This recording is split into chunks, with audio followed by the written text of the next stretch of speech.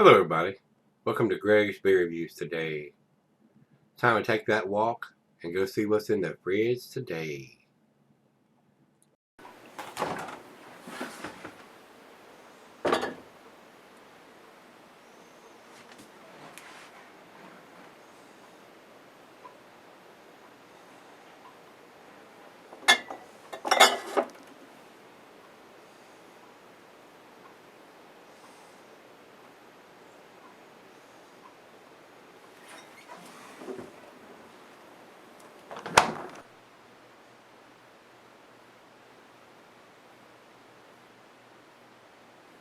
Hey everybody, welcome to Gregsbeerreviews today. Look at this great big 750 milliliter bottle.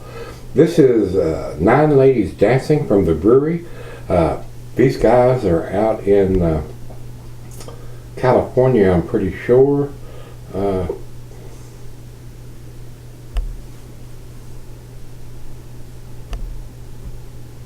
Yep, they're out in California. This beer I reviewed back in, I think, December of 2016 and thought it was very, very tasty. Didn't get the 10 number for me, but it got the 9 very close. I was very impressed with it. Back then I couldn't find it. I was using Rate Beer and Beer Advocate, couldn't find it on either site, so I don't know what was up with that then. And now that I've got it back out, I still can't find it on Beer Advocate. I went to the brewery on their site and it has all the beers. Let me take that back. Let me back up here and look at retired beers and see if it's in the retired beers, because they may not be brewing it anymore.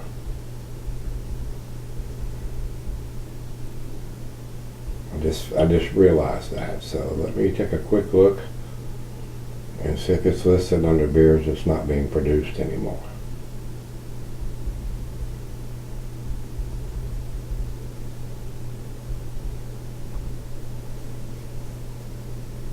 Nope, it's not there. So I don't know why Beer Advocate doesn't have anything on this when they've done it before.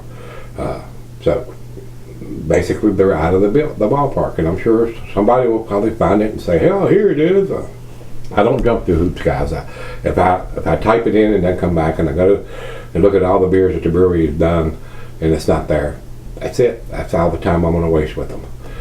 Untapped, as soon as I started typing it in, it came back.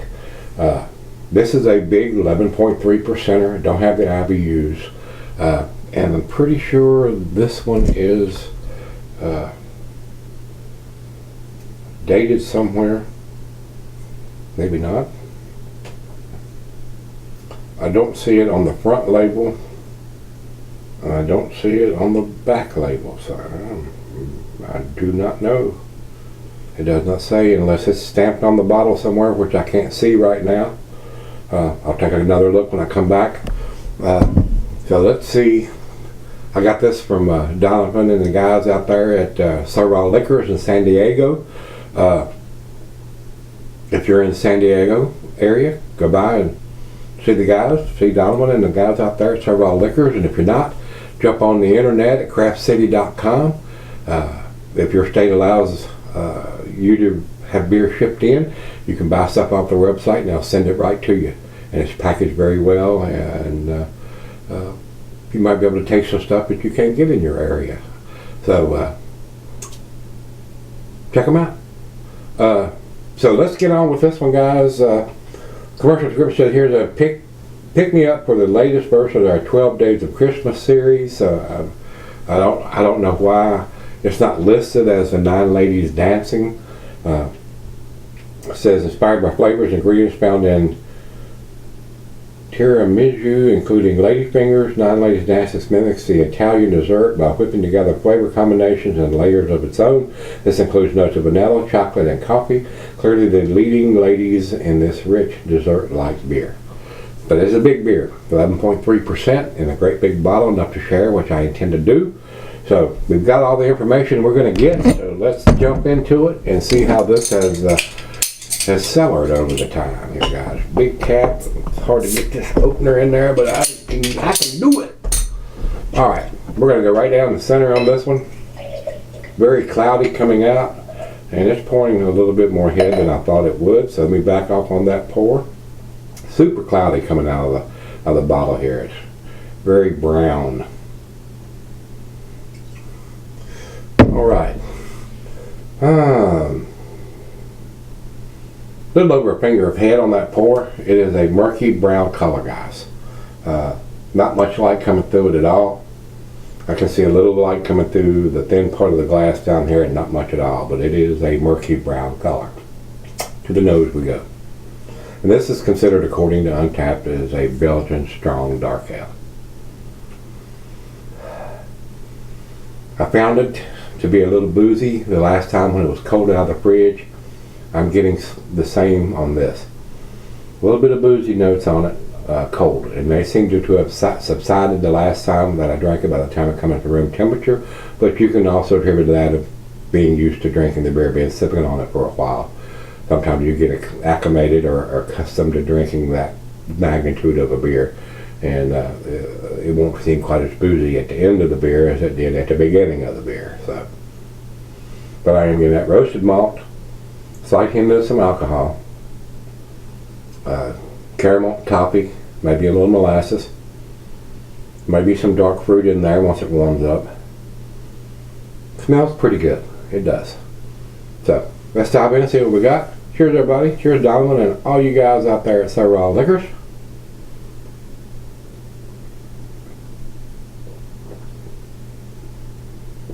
And this was cellared in the closet since I got it from Donovan and the guys out there.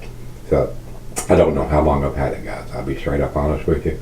Kind of wish they would put that information on the label somewhere so you could see it. At least, if not on the front label, on the back label. So, very nice, very pleasant, guys. I mean, I was really impressed with it last time, so maybe I will be this time too.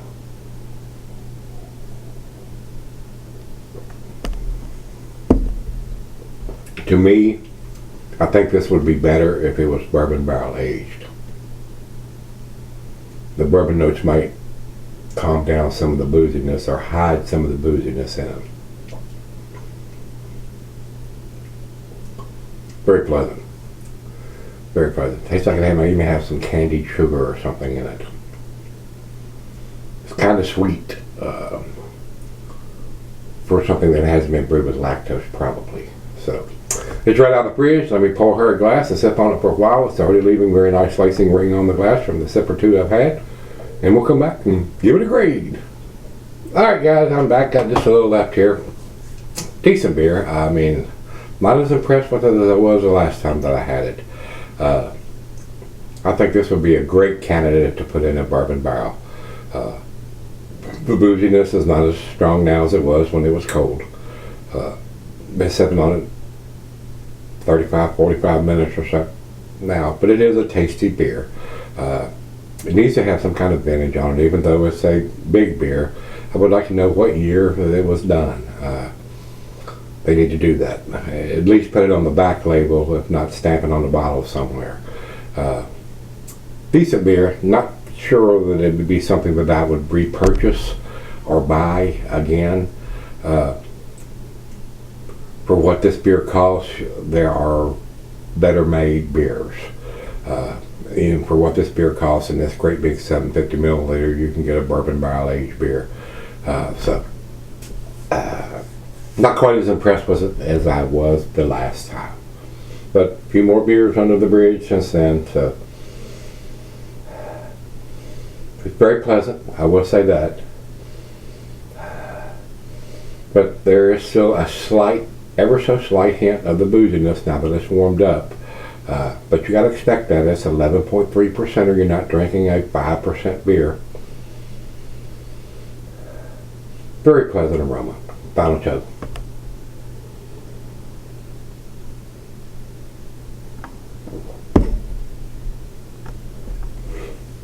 I do think the Bruery makes some really tasty beers. Some of the bourbon barrel version beers are outstanding, guys.